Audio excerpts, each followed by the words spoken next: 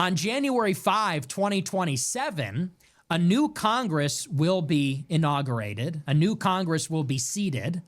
You're going to have a Democrat majority in the House. You might have a Democrat majority in the Senate. Trump administration is going to need approval on all these new spending bills, all these new omnibus bills. They're going to need appropriations to fund their military, all their other priorities. I'm once again going to predict the future. Would you like to look into my crystal ball? Yes. What is going to happen next year it will happen in the fall and then it'll happen in the spring, is appropriations are going to run out. Trump will need to come to the Democrat House and say, I need my budget. I need my appropriations. I need money to fund the departments and agencies of the federal government. And you know what the House Democrat leadership is going to say? Speaker Hakeem Jeffries is going to tell the administration, we are going to defund DHS. We're going to defund ICE. We're going to include all these stipulations that hamstring ICE operations. And if Republicans in the Senate don't agree to pass it, if you don't agree to sign on to the legislation, well, then we're going to defund the government. And there might be a government shutdown over this.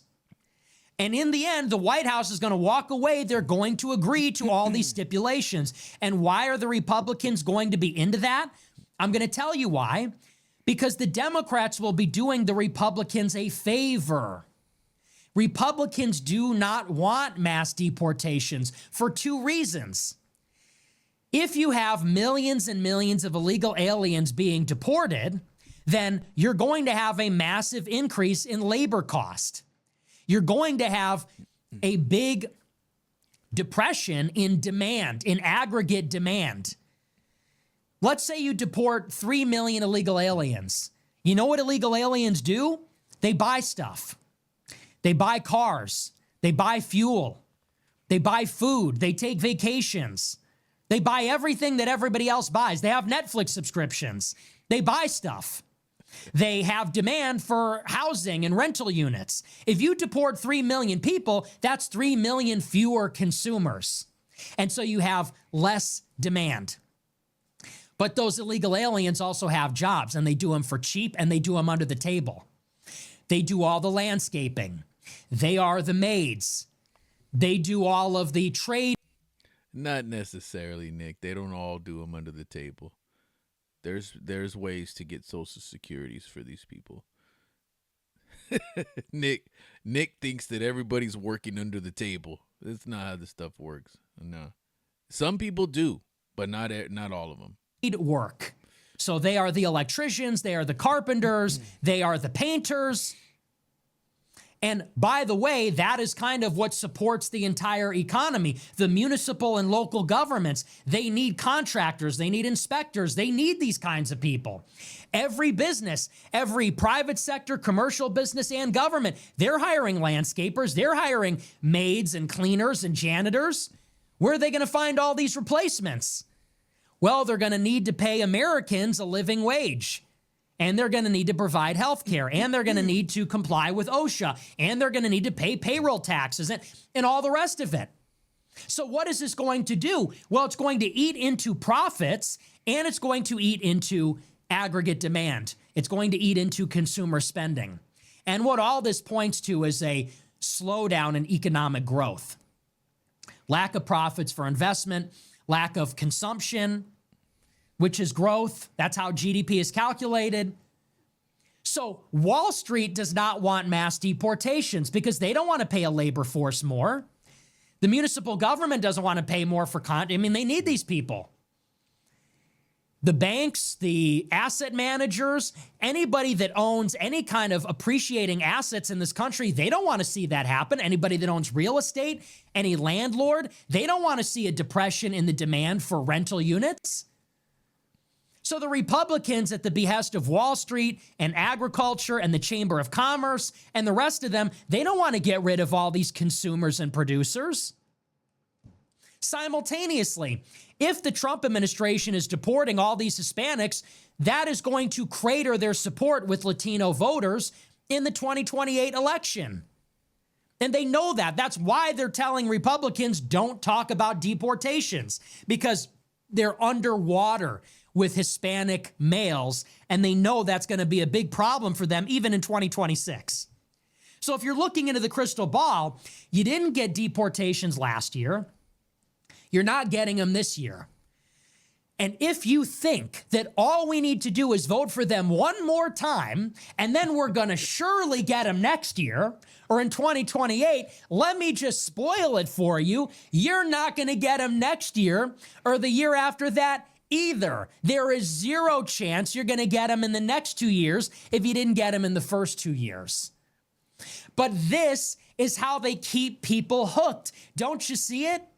In 2024, Trump said mass deportations. And do you remember every Republican told us the only overriding reason we must vote for Trump is for those mass deportations?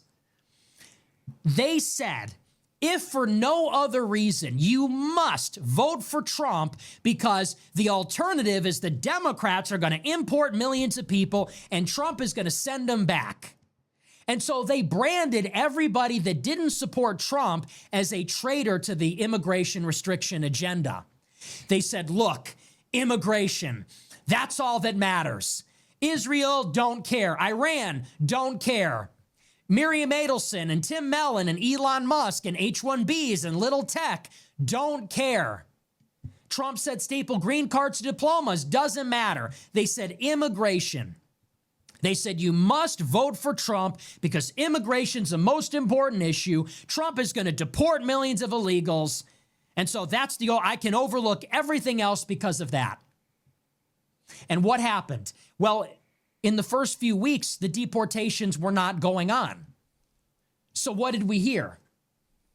Well, the Trump defender said, give them 6 months. They don't have the money. They don't have the personnel. They don't have the infrastructure. Remember?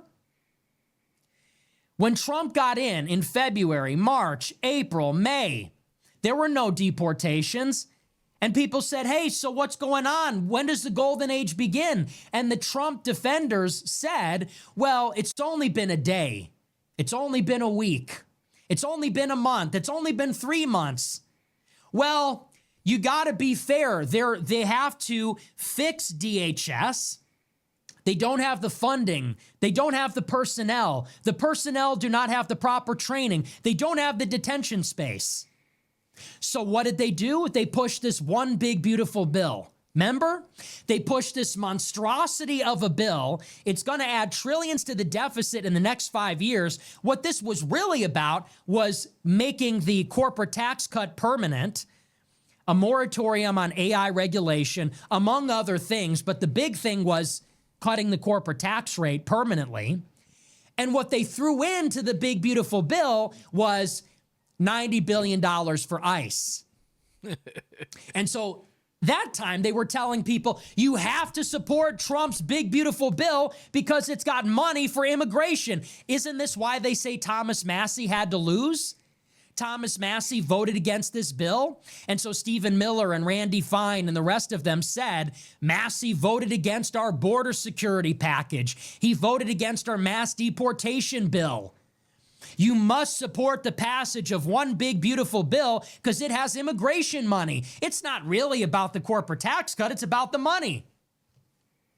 Okay, here's your bill. You won the election. 6 months later, here's your bill. Well, June, July, August, September, October, November goes by. Still no deportations. People say, so what gives? Well, they told us it's going to take 6 months for the money to kick in. It's actually going to take months for the money in the big, beautiful bill to actually kick in at DHS. And then we got to hire the ICE agents. We got to buy the detention facilities. We got to train the ICE agents. You go, okay. Well, the 6 months have gone by. It's December, January, February. Now what? Where's our deportations? They say, well, it's just too unpopular. Because you see, here's the thing. We got a midterm election coming up in 10 months. And this is a bloodbath. We have 2 dead protesters. We're underwater with Hispanic males. Mass deportations aren't polling well anymore. If you look at the opinion surveys, nobody supports this policy. It's getting ugly. We're getting killed in the media with this wall-to-wall coverage of these civil rights violations. We lost Joe Rogan. We lost Tim Dillon. We lost Dave Smith. We got to shut the whole thing down. So now it's May of 2026. And you know what they're saying? They're saying, well, you see, this is why we got to vote for them in the midterms, because once the election happens, then they won't have to worry about the upcoming election, and then they can really do it. Tom Homan says the deportations are still coming next year. This is how they keep you on the hamster wheel. It's always 2 more weeks, 5 more weeks, 12 more weeks to slow the spread, 12 more weeks before a ceasefire in Iran, 12 more weeks before mass deportations. Am I wrong about this? Am I wrong about any of that? No, he's not wrong about none of it. But you're going to continue not to get anything. We're not going to get an agreement in Iran. We're not going to have the Strait of Hormuz open. Inflation is going to keep going up. Gas prices are going to keep going up. It's a blank check for them. That's what it is. It's a blank check. They're adding to the national debt. This is one of the biggest gaslight in history. As far as Thomas Massie goes, they rung him up on the big beautiful bill because they said he didn't support mass deportations. Here's the thing. That's not what he voted against. It was in the bill. Yes, it was in the bill, but he voted against he wanted the release of the Epstein files. He didn't want the trillions of dollars that was adding to the national debt. He didn't want none of that. But since mass deportations was in there, they hooked him for that. And they ran with that. They're going to get destroyed in the midterms. Trump is going to be a lame duck president for the remainder of the time. And let's see. Let's see if he quits. He might just quit because he's not going to be able to pass nothing. Like, follow, subscribe. Peace.